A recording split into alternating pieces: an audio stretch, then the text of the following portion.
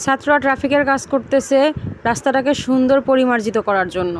তার মানে এই না যে ছাত্ররা সারা জীবন ট্রাফিকের কাজ করেই যাবে। শুনুন, ছাত্ররা ট্রাফিকের কাজ করতেছে ট্রেনিং করানোর জন্য।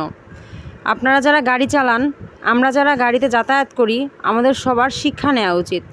সেটা একদিনেও শিখে যেতে পারি বা 6 মাসও লাগতে পারে, কিন্তু পরিশেষে অবশ্যই আমাদেরকে শেখা উচিত বা শিখতে হবেই। কারণ আমরা যদি সভ্য না হই তাহলে ছাত্ররা সারা জীবন ট্রাফিকের দায়িত্ব পালন করেও কাউকে শেখাতে পারবে না।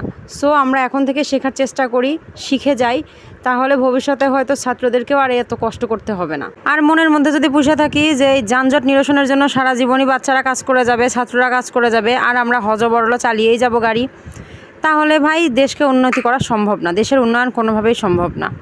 ছাত্ররা একার পক্ষে কোনোটাই সম্ভব না। তাই আসুন সবাই মিলে দেশকে গড়ার চেষ্টা করি, সবাই সবার নেচার পরিবর্তন করি।